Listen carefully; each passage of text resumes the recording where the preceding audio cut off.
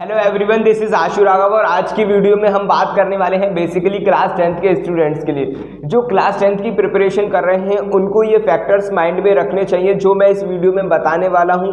उसके बाद अगर ये इन फैक्टर्स को अपने माइंड में नहीं रखते हैं तो this will create a lot of problem for class 10th students कि ये ऐसे क्या क्या फैक्टर्स हैं जिसकी वजह से इनकी प्रिपरेशन को बूस्टअप मिलने वाला है। और अगस्त से लेकर नवंबर तक ये जो टाइम पीरियड है ये गोल्डन टाइम पीरियड है।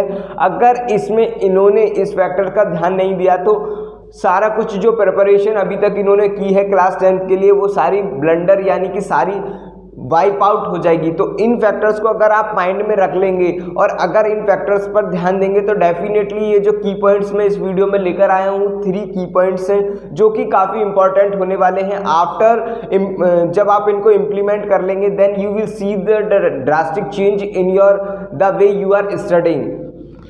तो जो फर्स्ट फैक्टर है वो है आपका minimum resource maximum revision. Minimum resource maximum revision का मतलब क्या है? There are a lot of students which I show जो क्या करते हैं कि आपके आर.डी. शर्मा भी पढ़ते हैं, आर.एस. अग्रवाल भी पढ़ते हैं, एन.सी.ई.आर.टी. भी पढ़ते हैं। और इन टर्म्स ऑफ साइंस की अगर मैं बात करूँ तो साइंस में वो उठा लेंगे आपकी एन.सी.ई.आर.टी. भी पढ़ लेंगे, साइंस में रिफ्रेशर भी उठा लेंगे, लखमीर सिंह भी उठा लेंगे। तो इन सारी बुक्स को वेरियस बुक्स को वो इकट्ठा तो कर लेते हैं। कलेक्शन करने के बाद वो एक बुक में से एनसीईआरटी में से कोई चैप्टर पढ़ेंगे केमिकल रिएक्शंस, दूसरी बुक में से पढ़ेंगे कंट्रोल एंड कोऑर्डिनेशन, तीसरी बुक में से लाइट पढ़ेंगे। बट एट द एंड क्या होगा जब उनका सिलेबस कवर नहीं हो पाएगा क्योंकि कुछ चैप्टर्स उन्होंने इससे पढ़े, कुछ चैप्टर्स दूसरी बुक से पढ़े रेफ्रेशर से, कुछ चैप्टर्स अलग बुक से पढ़े। एट द एंड क्या होगा उनको कंप्लीटनेस का फील नहीं आएगा और उनका सिलेबस भी कंप्लीट नहीं होगा। तो इस तरीके से पूरा टाइम भी निकल जाएगा और उनका कभी भी सिलेबस कंप्लीट नहीं होगा और ना ही उनका एग्जाम अच्छा जाने वाला, वो अच्छे से प्रॉपर रिवाइज भी नहीं कर पाएंगे। तो जिस भी बुक को आप कॉन्टिन्यूसली या कंसिस्टेंटली फॉलो कर रहे हो आई विल सजेस्ट यू कि एनसीईआरटी से ही आपका पेपर आता है तो मेक श्योर कि आप एनसीईआरटी के अलावा किसी बुक पर ना जाएं। इन टर्म्स ऑफ साइंस की मैं अगर बात करूँ तो मैथ की भी बात करूँ तो सबसे जो फर्स्ट प्रायोरिटी पे आपकी रहनी चाहिए वो एनसीईआरटी रहनी चाहिए। जो सीबीएसई या यूपी बोर्ड जो भी बोर्ड से आप प्रिपरेशन कर रहे हैं वो प्रेस्क्राइब्ड यही करते हैं कि आप इन बुक्स को फॉलो करें। एनसीईआरटी करने के बाद क्या करना है? मिनिमम रिसोर्सेज को आप कंसाइज कर देना है। मैक्सिमम रिवीजन क्या है? मल्टीपल टाइम कोई भी चैप्टर अगर आप कर चुके हो तो उसका रिवीजन करते रहो। रिवीजन नहीं करोगे तो आफ्टर सम टाइम कुछ समय बाद आप सब कुछ भूल जाओगे। तो आपको उसको मेंटेन करने के लिए रिवीजन करना ही पड़ेगा। This is must for you क्योंकि अब जो टाइम मैक्सिमम बच्चे गलती यही करते हैं कि they just focus on complete the syllabus, they do not focus on the revision. इसी की वजह से उनको आते हुए भी क्या होता है कि उनके मार्क्स अच्छे नहीं आ पाते। They are not able to score 95% in the board examination. यही सबसे बड़ा मेजर फैक्टर है जो मैं आपको बता रहा हूं कि आप कंप्लीटनेस, सिलेबस तो आपका ज़्यादा बड़ा नहीं है, ऑलमोस्ट 13 to 14 चैप्टर्स हैं जो बहुत ईजिली कवर किए जा सकते हैं with in 3 to 4 months। But क्या करना है आपको उसके लिए एक्स्ट्रा टाइम भी निकालना पड़ेगा रिवीजन के लिए। अब उसके बाद जो सेकंड फैक्टर है वो मैं आपको बता देता हूँ, do not indulge in making notes. Do not indulge in making notes का क्या मतलब है? बहुत सारे स्टूडेंट्स नोट्स बनाने पे ही लगे रहते हैं, साल भर उनका निकल जाता है पूरा एंटायर ईयर, बट उनके नोट्स भी तैयार नहीं हो पाते और ना ही आपकी प्रिपरेशन अच्छी तरीके से हो पाती। नोट्स बनाने का मतलब क्या है? नोट्स को इस तरीके से बनाओ ताकि माइंड मैप के तरीके से। नोट्स में वो क्या करते हैं बिल्कुल 2 कॉपी निकाल देते हैं। जैसे आपकी एनसीईआरटी है तो उन्होंने प्रिंट आउट करके उसको ही छाप दिया, तो उस तरीके से ना करें। आपको जो सारा मैं आपको सजेस्ट करूंगा कि आप इस तरीके से पढ़ें कि अंडरस्टैंडेबल वे में उस तरीके के नोट्स बनाएं ताकि अगर आपको कोई चीज़ समझ में नहीं आ रही, if you are not able to understand something then you should note down that as well.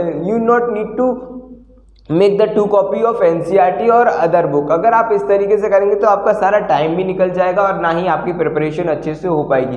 तो उसके लिए आपको क्या करना है? नोट्स को कंसाइज वे में बनाइए, प्रिसाइज वे में बनाइए और ज़्यादातर कोशिश कीजिएगा जो भी आप पढ़ रहे हैं वो आपके माइंड में स्टोर होना चाहिए एज कंपेयर टू नोट्स में। थर्ड जो फैक्टर है pickup all the subjects. Pickup all the subjects का मतलब क्या है? इसका सब्जेक्ट ये है, इसका आपका फंडामेंटल ट्रूथ ये है कि हम सारे सब्जेक्ट्स को एक साथ मेंटेन नहीं कर पाते। हम क्या करते हैं, हमने हिंदी उठा लिया और कभी मैथ उठा लिया, कभी साइंस उठा लिया, रैंडमली उठा लिया, बट हमें क्या है कि हर सब्जेक्ट्स को टाइम देना पड़ेगा, क्योंकि वो अगर आपने किसी सब्जेक्ट पे टाइम नहीं दिया, suppose that you are not giving right now time to SST, तो SST will create a lot of frustration for you at the end of the month. नवंबर और दिसंबर में ये बहुत प्रॉब्लम क्रिएट कर देगा, क्योंकि आपके पास इतना टाइम नहीं बचेगा जिसमें आप इसको प्रिपरेशन कर सको, मेंटेन कर सको। तो उसके लिए आपको अभी से इन सारे सब्जेक्ट्स को मेंटेन करके चलना पड़ेगा जो भी आपके सिलेबस में इंक्लूड है। और first priority I will give you कि आप मैथ को दें, साइंस को दें, क्योंकि ये मेजर सब्जेक्ट्स है, इन्हीं में थोड़ा टाइम लगता है। उसके अलावा तो बहुत हिंदी है, इंग्लिश है, इनको आप फ्री टाइम में आसानी से पढ़ सकते हैं। The most and the last problem with the student is this कि वो कभी भी टेस्ट देना नहीं चाहते हैं, टेस्ट देने से बहुत डरते हैं। और जो मैं आपको बता रहा हूँ कि मैं अपनी ऑफलाइन एकेडमी में ज़्यादा जो प्रेफर करता हूँ वो प्रेफर करता हूँ कि टेस्ट में ज़्यादा से ज़्यादा लूँ। क्यों? टेस्ट का जो मेजर रिजल्ट है या मेरा जो सिग्निफिकेंस है लेने का, वो मैं आपको बता देना चाहता हूँ। वो ये होता है कि अगर बच्चे ने अच्छी प्रिपरेशन की हुई है तो रिज़ल्ट जो आएगा आपका वो टेस्ट के थ्रू ही आएगा, और जो प्रॉब्लम्स हो रही हैं उनको वो ईजिली इवेल्युएट कर पाएगा। तो आपको ना मॉक टेस्ट पे या फिर एंटायर चैप्टर्स पे जो आप चैप्टर्स कर चुके हो, इस तरीके से आपको टेस्ट देना चाहिए। सपोज दैट आप 2 चैप्टर, पहले तो आप फर्स्ट चैप्टर कर चुके हो तो फर्स्ट चैप्टर का टेस्ट दो स्पेसिफिकली, पार्टिकुलरली। उसके बाद अगर आप 3-4 चैप्टर कर चुके हो या फिजिक्स पोर्शन के या कंप्लीट केमिस्ट्री या फिर आप बायोलॉजी, तो आप इनके फिर मिक्स टेस्ट दो। मिक्स टेस्ट देने से क्या होगा, आपकी जो लेवल ऑफ प्रिपरेशन है उसका पता लग पाएगा और आप इवेल्युएट कर पाओगे कि आप कहाँ स्टैंड करते हो राइट नाउ। तो आई होप आपको ये जो फैक्टर्स है काफ़ी पसंद आए होंगे, और इस तरीके की वीडियोस में कंप्लीटली एंटायर लेकर आता रहूँगा, और जो 4 मंथ की स्ट्रेटजी है वो लेकर आऊँगा नेक्स्ट वीडियो में। तो अगर आपको वीडियो पसंद आई हो तो चैनल को सब्सक्राइब करें, वीडियो को लाइक करें, as well as thank you for all of you.